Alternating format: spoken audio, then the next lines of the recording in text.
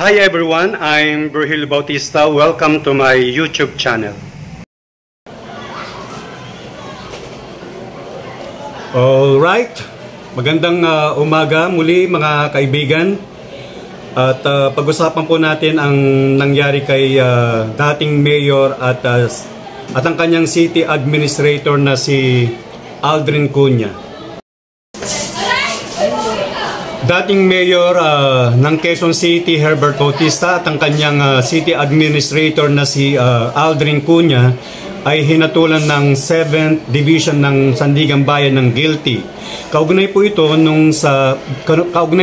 doon sa 32 milyong kontrata sa online permitting and tracking system. Alam ko, naalala ko na si dating Herbert Bautista ay naging dating miyembro ng dating miyembro siya ng Kaluskos Musmos. Kasama niya rito sila Dran Rev, Maricel Soriano, Milo Gumila, si Chichay at saka sila Bert Marcelo. Pero iba hindi ko na masyadong natatandaan. At nakita ko na yung bata na to, masipag naman siyang mayor at malinis yung Quezon City nung siya po ay nakaupo. Ewan ko nga lang bakit na damay o napasok sa ganitong kontrata. Okay.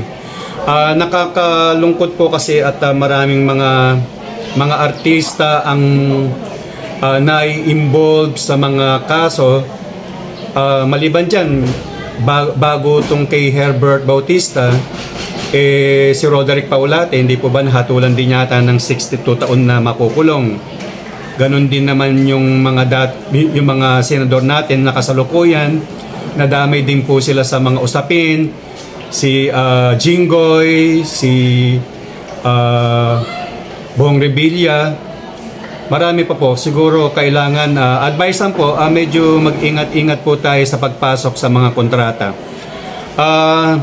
Anyway, yun po ay hatol ng 7th Division ng Sandigan Bayan. Siyempre, kung ikaw ay nahatulan ng guilty, wala kang ibang gagawin kundi aapila pa po yan. Pupunta pa po sila aapila pa po yan sa Court of Appeal. Di po ba? At medyo doon, matagal-tagal ding lilitisin yung kanilang kaso na yan. Aabot din po ng taon yan. At siyempre, kapag ka po natalo yan, at sinang-ayunan po ng Court of Appeal yung yung findings ng Sandigan Bayan, aakyat po sa Korte Suprema yan. Kaya matatagalan po yung proseso na yan. At matagal-tagal pa po nating makikita si Herbert Bautista. Natatandaan ko, humabol po yan ng pagkasenador nung year 2022. Kaya nga lang hindi siya pinalad. At ewan ko lang bakit bang ang dami namang mga promotional na bagay na kinakabit kay Herbert Bautista. Pagkatapos ng mayor, hindi na po siya yata nakaulagpas. So muli po, lilipad po yan uli.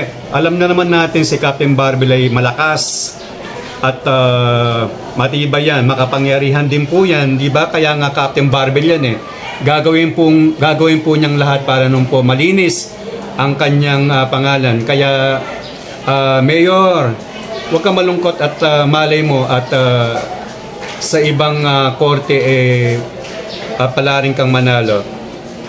Give up your good works at kung talagang wala kang kasalanan, mapapatunayan sa korte. Maraming salamat po sa inyong panunood at sana po ay tangkilikan natin o tangkilikin niyo po pala yung aking YouTube channel, ang Pisces B, na pang showbiz at pang artista at pang politika. Maraming salamat po.